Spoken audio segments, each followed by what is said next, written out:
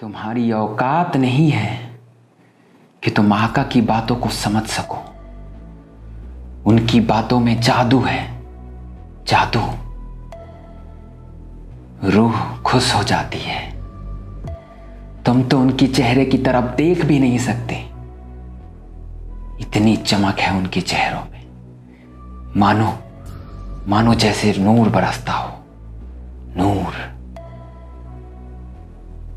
आंखें टिकती नहीं है, दिल करता है कि बस देखते रहो, देखते रहो। उनकी बातें कोई भी सुनेगा ना, तुम भी तो जान देने को तैयार हो जाओगे, बिना किसी सवाल के।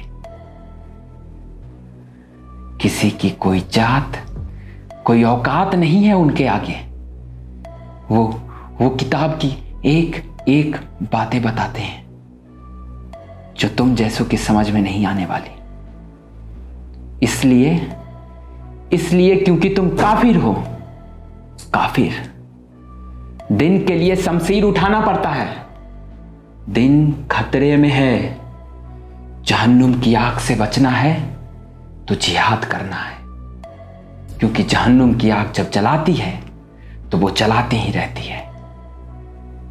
गुनाहों की तौबा कबूल होगी कि नहीं, मैं नहीं जानता था, लेकिन आका ने कहा जो मजहब और दिन की हिफाजत में अपनी जान गंवाते हैं उनकी दर्जा कबूल होती है। आका कहते हैं जो अल्लाह के लिए जान देता है, अल्लाह उनकी गुनाहों को चाहे कितनी भी घटिया क्यों ना हो, माफ कर देते हैं। कोई सवाल जवाब नहीं होता।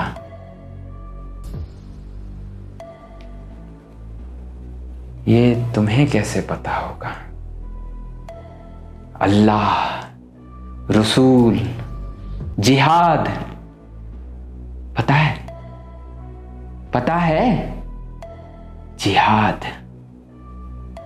जिहाद ही एक ऐसा रास्ता है जिसमें हमारी रूह की पाकीज़गी और नूरानियत बरकरार रहती है। आका कहते हैं शहादत के बाद हम जन्नत जाएंगे। कयामत में हमें शान से उठाया जाएगा और जन्नत में खूबसूरत हूरें होंगी, दूध और शहद की नदियां होंगी जिनसे हमें नहलाया जाएगा। और ये सब उनके हक में आता है जो दिन के लिए अपनी जान गंवाते हैं, दिन के लिए।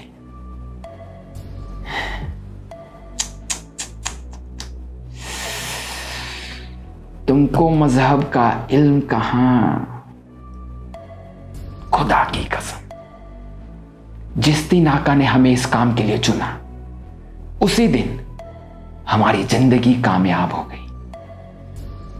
इस नेकी के बदले हम जन्नत जाएंगे। खुशी से झूम रहे थे हम।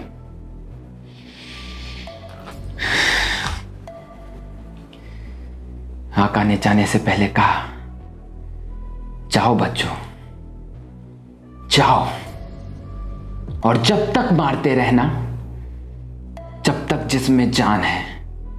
तबाही मचा दो, खत्म कर दो मजहब के दुश्मनों को। शहादत के बाद तुम्हारे जिस्म से पाकीज़ी देगी, खुशबू आएगी।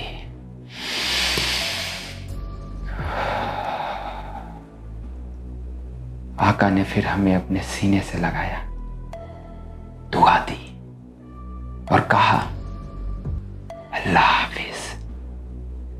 परवरदिगार हमें हमारे मकसद में कामयाब करे।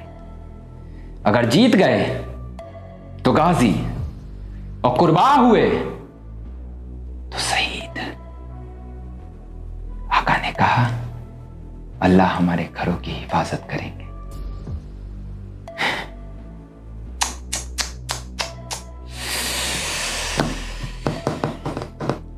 तुम्हारे लोगों को जिंदा कत्ल करने में जो मजा मिला, कसम से माधर चोद, देखकर रूह खुश हो गई। अभी क्या कर लोगे तुम? तुम्हारी हुकूमत है?